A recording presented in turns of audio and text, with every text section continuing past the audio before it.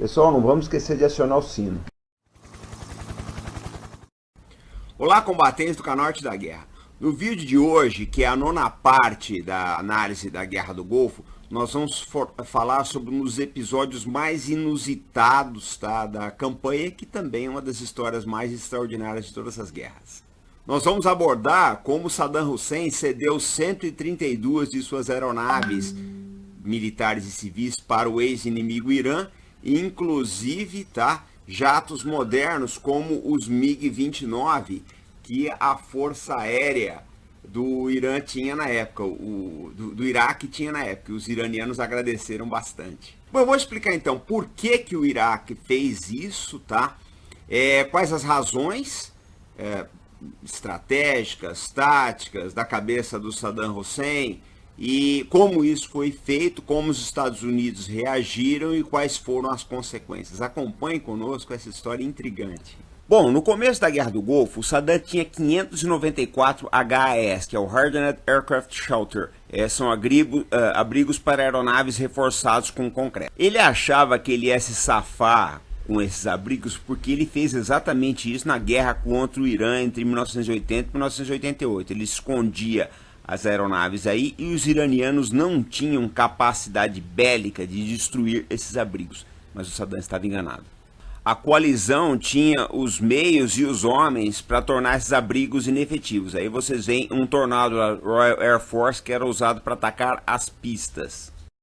Na sequência vocês veem um F-117 Nighthawk americano e logo depois vocês vão ver um F-111 Aardvark. Essas duas aeronaves, transportando bombas de 2.000 libras, atacavam os abrigos.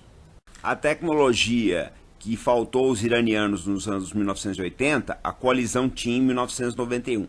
Eles atacavam a média altitude, a bomba entrava pelo teto do abrigo, são bombas muito grandes de 2.000 libras e não tinha concreto que aguentasse. Bom, quando isso aconteceu, Saddam percebeu que só tinha um jeito de salvar a Força Aérea. Ela teria que fugir do Iraque e ia ser completamente destruída.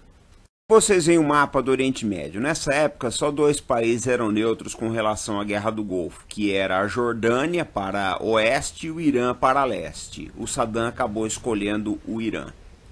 Um dos motivos que levou a Força Aérea do Iraque a fugir para o Irã é que essa área do deserto ocidental que vai em direção à Jordânia era muito patrulhada pelos aviões americanos, dificilmente eles conseguiriam passar. Ao passo que o Irã, naqueles primeiros dias, ainda não era tão patrulhado. Depois os americanos perceberam o logro do Saddam e começaram a patrulhar o leste do Iraque também. Estabeleceram 5 rotas de patrulhamento: Carroll, Charlotte, Cindy, Eileen e Emily.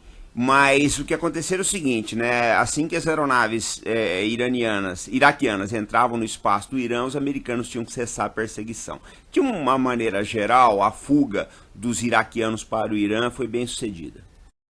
Bom, agora vamos ver quais e quantas aeronaves iraquianas fugiram para o Irã, tá? Já vou lembrando, tá, gente? Tem muita controvérsia quanto a esses números, podem variar inclusive em relação a outros vídeos que eu já fiz aqui no canal. Bom, vocês estão vendo aí diversas aeronaves iraquianas que pousaram no Irã. Estou deixando os quantitativos de lado também, tá? Embaixo para vocês. O Irã fez o que ele pôde com essas aeronaves, principalmente as mais novas aí. Ele conseguiu botar para voar, tá? Aquilo que ele não colocou para voar, ele botou aí, ele armazenou ou usou como spare parts. Agora, esses MiG-29 já eram um caso à parte, né? Porque eram aviões muito modernos. O Irã chegou a comprar alguns MiG-29 da Rússia e juntou esses MiG-29 iraquianos no esquadrão iraniano de MiG-29, que é uma aeronave muito boa, né?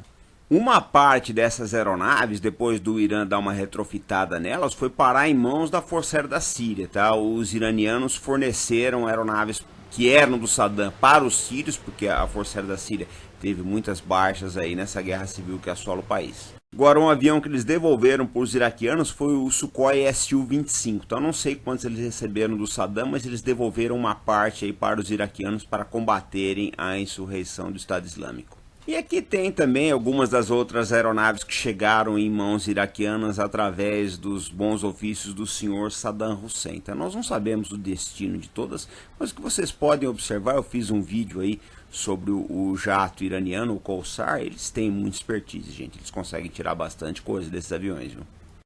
Bom, quando teve a fuga, o Irã alegou neutralidade, tá? E segundo as leis de guerra, teria internado as aeronaves e os pilotos. Eu não consegui descobrir o destino desses pilotos, gente. Se eles voltaram imediatamente, se eles esperaram o final da guerra, isso eu não consegui descobrir. Mas o Irã internou as aeronaves. Depois, no final quando acabou a Guerra do Golfo, o Saddam pediu os aviões de volta. O Irã alegou dívidas de guerra aí, que parece que o Iraque deveria mais de 1 trilhão para eles aí, não devolveu. Agora, o que levou o Saddam a entregar metade da força aérea para o antigo inimigo? São vários fatores, né? Pode ser que houvesse um acordo ali por baixo da mesa, no sentido dele entregar essas aeronaves como indenização de guerra para o Irã. Pode ser, a gente não sabe, tá? O que o Saddam teria dito publicamente é que iranianos e americanos são inimigos, então eles que se matassem com os aviões do Iraque. Também é outra possibilidade, despeito do Saddam, porque ele estava, a verdade é que ele estava zangado com a Arábia Saudita, os Estados Unidos e o Kuwait, porque deixaram ele na mão depois da guerra com o Irã. O fato é o seguinte, gente, tudo no Oriente Médio é sempre muito nebuloso. Essas 132 aeronaves, mais de 100 eram aeronaves militares. Os números nunca fecham, tá, gente? Eu fiz aí um outro vídeo aqui falando de algumas capacidades da indústria aeronáutica iraniana, falei desses aviões também, mas se vocês olharem os números aqui, não batem com os de lá. Dessa vez usei uma outra fonte. Você não consegue chegar em números extremamente precisos, porque ninguém dá nota fiscal nesses casos. Essa que é a realidade. Mas havia aeronaves kuwaitianas também, tá? Inclusive alguns jatos parece que eram do Kuwait, não sei se Airbus ou Boeing 747, mas o Saddam mandou aviões do Kuwait para lá, que ele considerava como sendo o Kuwait uma província do Iraque. Essa é a realidade. Bom, gente, e na guerra contra os americanos em 2003, o Saddam usou um expediente até mais interessante e inusitado do que esse. Ele aprendeu que não dava para entregar as aeronaves para os iranianos, ele usou um outro expediente na guerra contra a invasão americana em 2003. Vamos ver o que foi que ele fez. Bom, dessa vez, os iraquianos tiraram as asas, principalmente dos MiG-25, e enterraram no deserto, tá? Esses aviões estavam em condições de voar, se depois com alguma manutenção dava para pôr para voar. Mas os americanos pegaram todos os que acharam e trouxeram de volta para os Estados Unidos. O interessante é que nem todas essas aeronaves foram encontradas, tá, gente? E uma coisa interessante para dizer é o seguinte também, depois dessa invasão americana, mais de 180 pilotos iraquianos que lutaram contra o Irã na guerra entre 1980 e 1988 foram assassinados por agentes iranianos, mas isso fica para outro vídeo. Bom, pessoal, então para quem já leu O Punho de Deus, que eu recomendo sempre aqui no canal, que fala do super canhão de Saddam Hussein, tá? Tem esse livro aqui da Amazon que fala sobre super canhões, quase um século aí de super canhões, e aborda também o canhão que o Saddam usaria para jogar bombas atômicas aí nas forças da coalizão ou inclusive Israel. Vale a pena dar uma conferida na Amazon. Bom, gente, esse foi o vídeo de hoje. Quero pedir duas coisas aqui para vocês. Não vamos esquecer de preencher a pesquisa que está lá na comunidade, porque nós queremos saber a procedência e experiência militar de vocês para poder afinar aqui o discurso. E a outra coisa, vamos contribuir para a vaquinha do Nicolás. Nós estamos querendo ver se mandamos o Nicolás para o Chile agora para fazer a cobertura da Expo Naval lá e filmar os museus militares do Chile. Todo mundo conhece a qualidade do trabalho do Ângelo Nicolás. Então, o link da vaquinha é esse que está aqui na nossa legenda, tá? E vocês encontram mais informações aí na descrição desse vídeo. Então, pessoal, esse foi o vídeo de hoje. Nós estamos voltando. Eu quero ver se eu faço mais um vídeo ainda hoje. Eu quero fazer um perfil do General Heleno, tá? Sempre com responsabilidade, compromisso e fé no Brasil, pessoal. Até mais.